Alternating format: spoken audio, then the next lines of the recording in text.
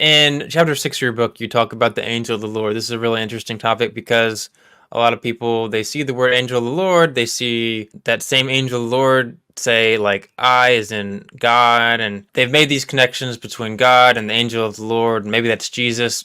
Could you describe why people have come to this conclusion that maybe this angel of the Lord figure of the Old Testament is Jesus? And maybe I need to nuance some of the things that about this chapter. Um, I looking back, and we did at times when we use the terminology urban legends. Yeah. I think there's things in this book that clearly kind of fit into that very sort of like popularized views in traditional Christianity, these readings of the Old Testament that they're kind of legends, and there's not really a lot of biblical support for them, but they're just traditional ways that we've understood these texts. And so I think there's a lot of those in the book. Things like Gideon putting out the fleece is a way that we should follow that passage Yep. in how to determine the will of God, or that every detail of the tabernacle is somehow about Jesus, and we should see Jesus in every detail of that. Touch not the Lord's anointed. That's don't argue with your pastor, or those kinds of things, or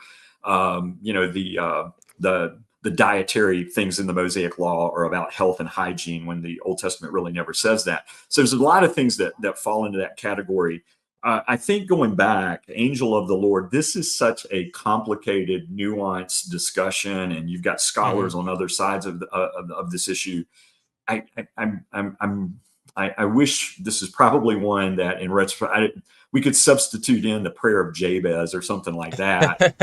This is a this is a more complicated issue, and there's a lot Hmm. of very good scholars and scholars who know this issue a lot better than I do, that would see a reference to the pre-existence of Jesus, and that this is one of their proof texts for the fact that the pre-existence of Christ.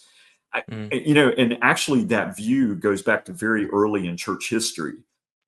I think where some of this begins at times, though, and this is probably what we're trying to address a little bit more in the in the book, is that there's often this attempt, I think, to prove aspects of Christian theology in the Old Testament, like Hmm. Trinitarianism and those kinds of things, that maybe aren't fully developed and clear. And I think we have a tendency to want to flatten out the text and make the theology of the Old Testament identical to the theology of the New Testament. Hmm. And sometimes when we do that, I don't think that we often have the historical perspective on what the Old Testament is saying. We're not trying to maybe place the passage or what the author is saying in its historical context. And I think that's where a lot of some of these legends in the book come from. And I do think that I, I guess what I would try to say is that I think the issue of is the angel of the Lord, is he Christ or is he God, and those kinds of things, is a very complex issue. Hmm. But I think what we have to be very careful about is that there is ambiguity between, like, is this angelic figure, is he God, or is he merely a representative of God who is treated as God? Hmm. What exactly is the status of the angel of the Lord? And I think sometimes even the whole idea of Christophanies, these appearances of Jesus in the Old Testament, Yep. we certainly have a number of passages in the Old Testament where God appears in human form. Hmm. There is often, I think, a tendency, Christian theologians are going to say, hey, that's Christ, or that's the pre-existent Christ appearing in human form. I'm not sure that that's always that clear from the Old Testament itself. And I think we do have to be careful using these as sort of quote unquote proof text for the pre-existence of Jesus. I would prefer to say that I think we have theophanies where God appears in human form. The exact nature of that person or being or the angel of the Lord Hmm. is somehow connected with God's presence. But is this the pre-existent Christ? Mm. I don't think the evidence is as clear and explicit as we often see. We just sort of assume that, and I think we have to be careful about making that assumption.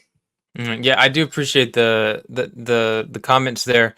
There's certainly an idea is like, hey, so this figure in the New Testament sure looks like a lot like the Old Testament. Another figure in the Old Testament.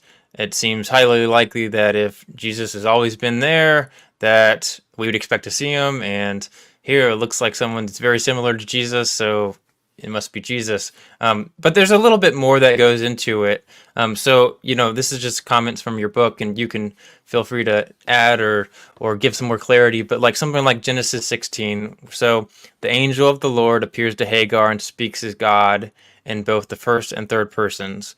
And then at the conclusion, the narrator states that the Lord had appeared to Hagar and that she had called him the God who sees. So you have the angel of the Lord comes, and then all of a sudden Hagar is calling him the God who sees. So that it makes a lot of sense if that's Jesus.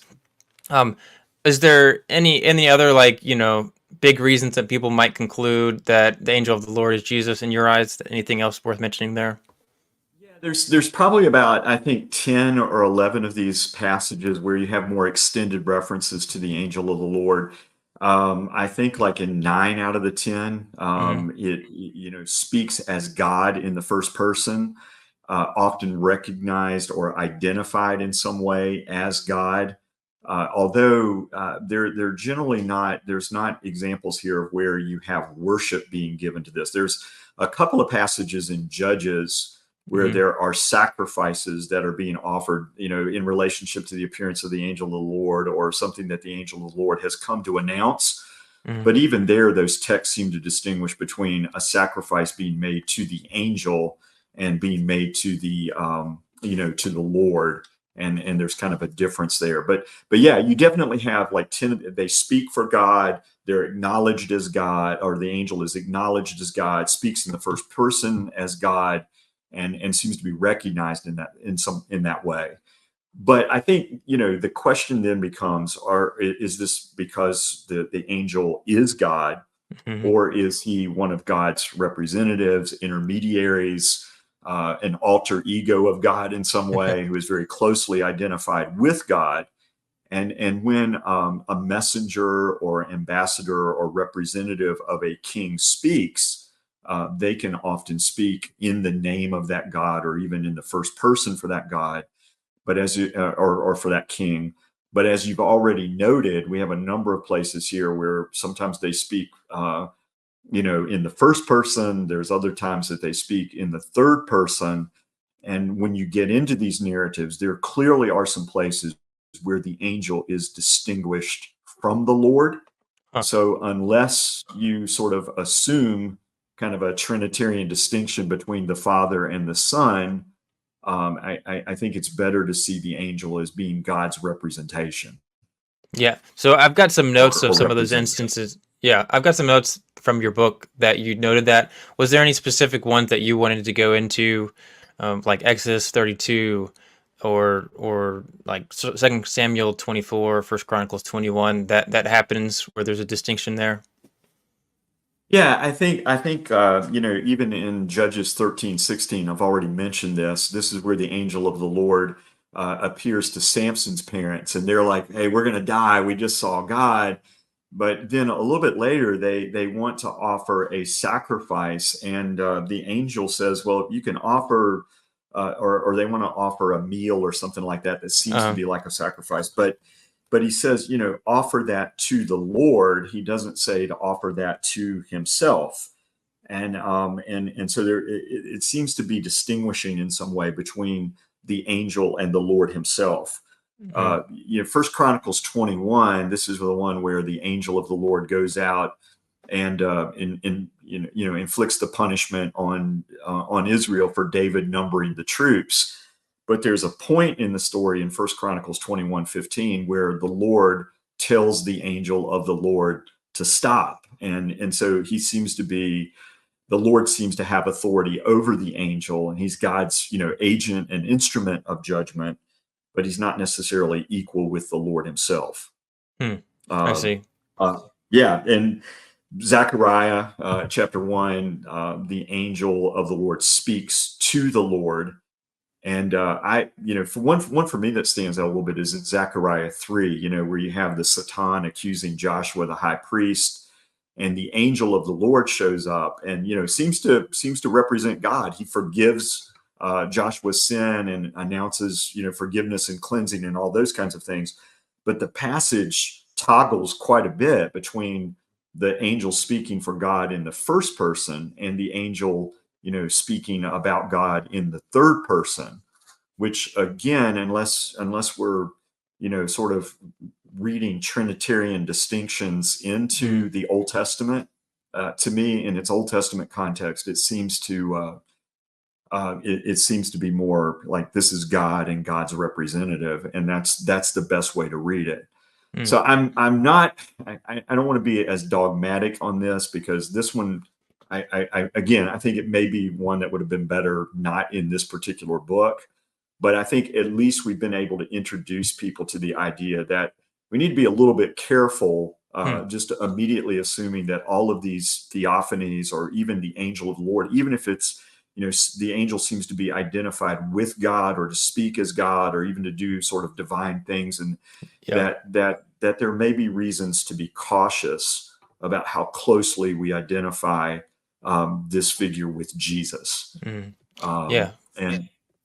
I just, we have to be careful that, when we talk about pre-incarnate appearances of Jesus, we have to be careful that we don't sort of minimize the uniqueness and distinctiveness of the incarnation itself, or having, kind of this assumption, well, anytime we see a visible manifestation of the presence of God, that has to be the second person of the Trinity.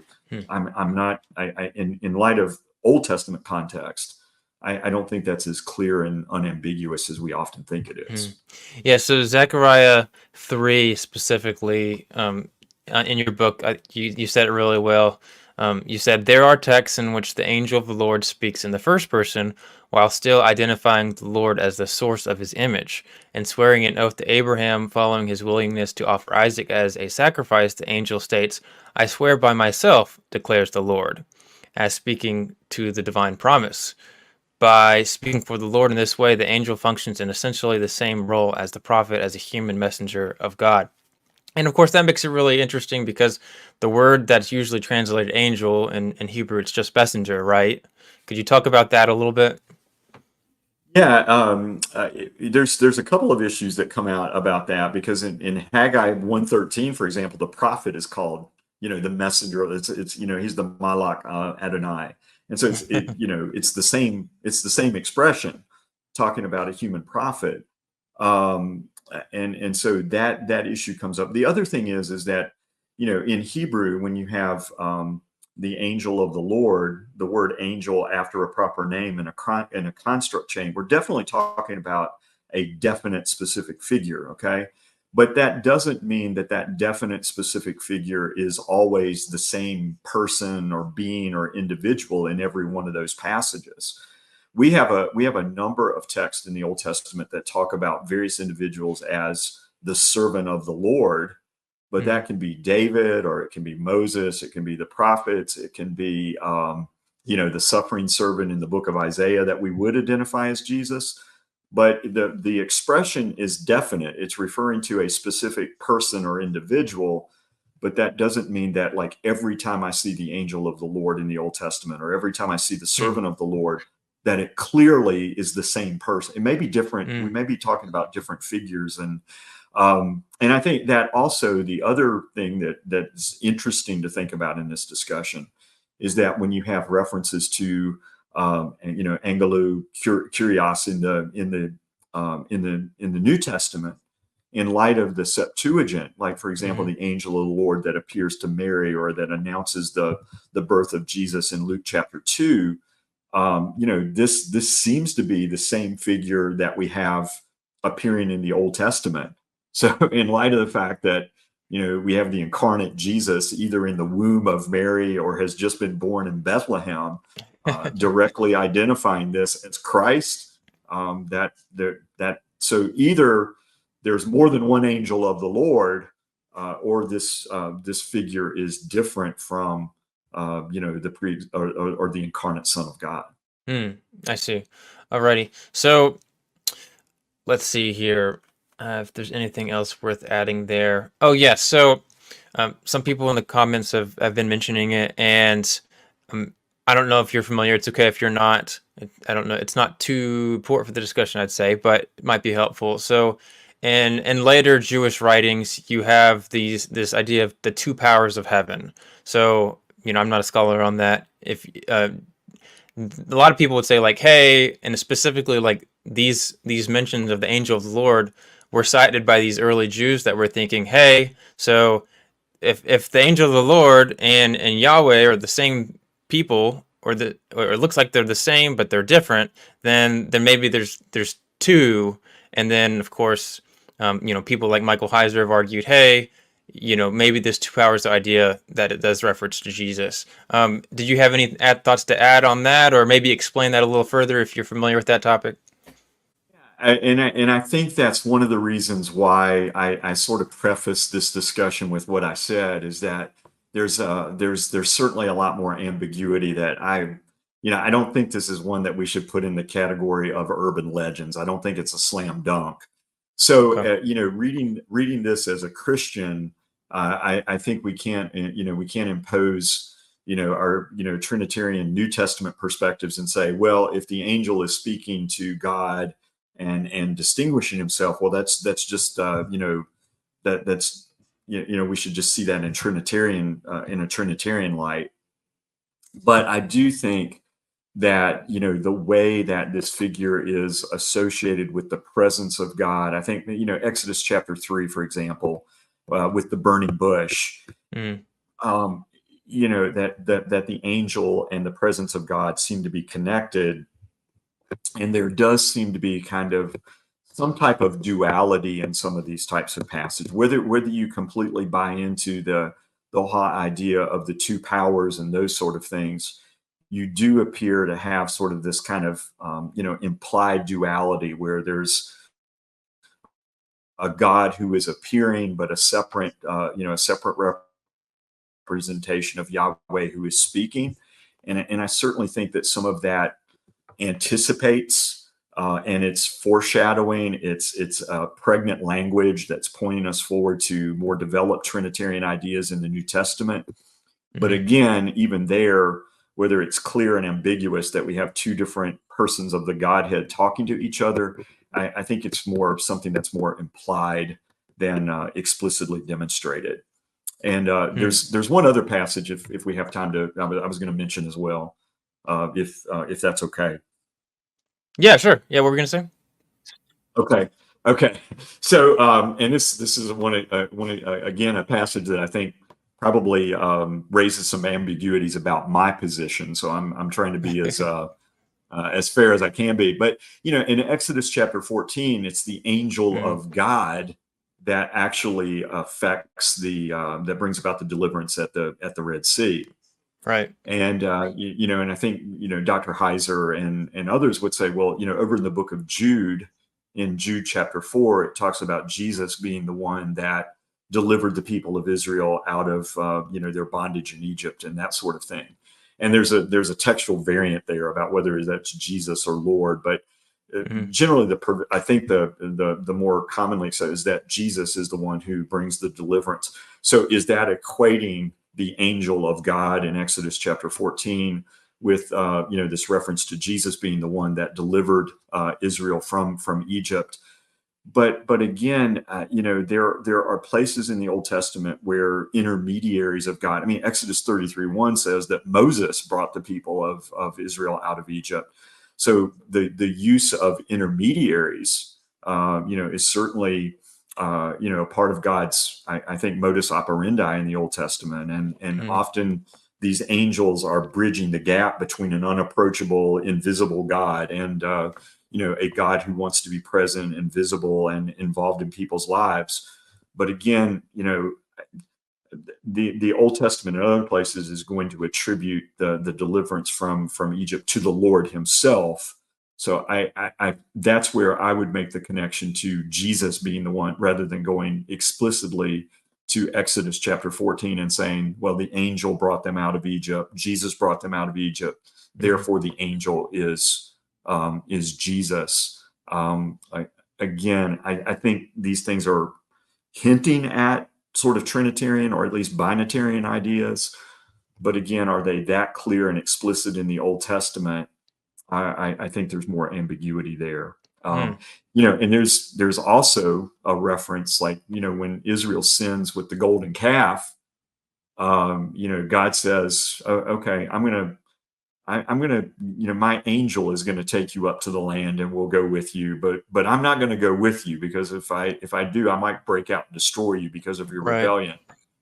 So there's, is it possible that the angel there, not referred to as the angel of the Lord or the angel of God, do we, if you're seeing the angel of God as the pre-incarnate Christ, you have to distinguish that. There has to be a clear distinction between that angel and the one that's mentioned in Exodus, because Moses says, God, if you're not going to go with us, we don't want to go up. And I don't think all of those ambiguities and imprecise language is worked out clearly enough where we can just definitively say, yeah, the angel of the Lord is the pre-existent Christ. Right. Yeah. So just for clarity, for people not familiar with the passage, so specifically to say, so God informs Moses that he's going to send this angel of the Lord because God doesn't want to do it for whatever reason, and then Moses talks to him, and God's like, okay, fine, I'll go up myself. But if the angel of the Lord is God, then that makes almost no sense there, because he would have already been going up to begin with, right? So, yeah, as you were saying, there seems to... But again, just to be fair, it doesn't say, he's not referred to as the angel of the Lord in those Exodus 32 and 33 passages. Okay. But the angel of God's presence that's been referenced in chapter 14 and then in chapter 23 and those kinds of things, we're kind of thinking in that way. So then does the text clearly distinguish this angel that Moses recognizes this definitely is not God? Are all of those ambiguities clear in the text? I really don't think they are. Yeah, there's also another interesting question, because the phrase "angel of the Lord," if it could simply just be an angel that's associated with God, right? Or angel standing in for God. It doesn't have to be a specific title, right? Yeah, it is not necessarily, again, it's not necessarily the same figure in all of these passages. It's definitely, in all these passages, it should be translated definitely, because you have a construct chain with a noun followed by a proper noun.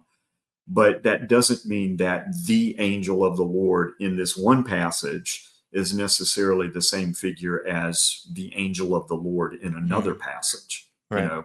And again, Haggai 1:13 refers to the prophet himself using that terminology. Right. So theoretically speaking, you can have something like the angel of the divine presence, or whatever that phrase is, and that can refer to the same figure as something that's called the angel of the Lord, right? Yeah, or the angel of God, Exodus 14:19, and those kinds of places. He represents God, and God's presence seems to be, very closely connected to this figure, but does that clearly, unambiguously identify the angel as divine? I think seeing him more as a representative figure fits better in the historical context of the Old Testament. Yeah, so someone commented a little off topic, but I wanted to ask you. So did you work with Michael Heiser in the Unseen World documentary, or Unseen Realm? Yeah, I was actually one of the presenters in the Unseen Realm documentary, and part of that was because I knew Mike, and we had some contact and we're friends with each other. But I also I used his book, The Unseen Realm, as a textbook at one of my classes at Liberty. Nice. And I think I was one of the first professors that did that. And so when Mike was getting ready to do the documentary, he got in touch with me and said, "Hey, would you like to come and present that?" And there's there's a lot of what Mike presents that I resonate with a lot. I think my understanding of the angel of the Lord is a little bit different, but also people like Mike who present the angel of the Lord as Christ. That makes me. I kind of wish that this wouldn't have been one that we characterized as an urban legend. I don't think it belongs in that kind of slam dunk category and that sort Yeah, of thing. right. Basically, like, for someone as scholarly, as well known, intelligent as Dr. Michael Heiser, um, is like, maybe I should be a little hesitant about that, being dogmatic about a passage like this, if someone like that would take such a view. Is that what you're referring to Yeah, there? and I hope I've been fair in acknowledging like these things about the two powers, or the idea of Jude and Exodus and some of these things. This is a really complicated issue. I do think we have to be careful about the way that we see the pre-incarnate Jesus, or assuming that every one of these theophanies has to be Christ and that sort of Mm, thing. But I think just saying, hey, that the angel of the Lord is Jesus is an urban legend. Um, I think that's going a little far. Part of this is too, in this book, we wanted to talk about substantive theological issues. So we didn't want to just talk about, well, NASA found this long day, and that's probably Joshua's long. Some of this stuff is a little silly and ridiculous. yep. So if you haven't read the book, even when we do get into things like NASA found Joshua's long day, we actually try to get more into, well, what does this talk about when it's talking about the sun standing still? Mm, Do we have to read this in a real literalistic way, or are there more nuanced and better interpretive? So we're trying to get into larger issues, and I think here we wanted to talk about something like, don't assume Christophanies, or Melchizedek is not the pre-existent Jesus and those kinds of things. But I think the identity of the servant of the Lord himself, I just yeah. it's difficult. I think I would still hold to the same view that it's more of a representative of God, but I do recognize the complexities that are there. Right, right, So right. I hope that's a good enough mea culpa Yeah. to acknowledge that. Yeah, for sure.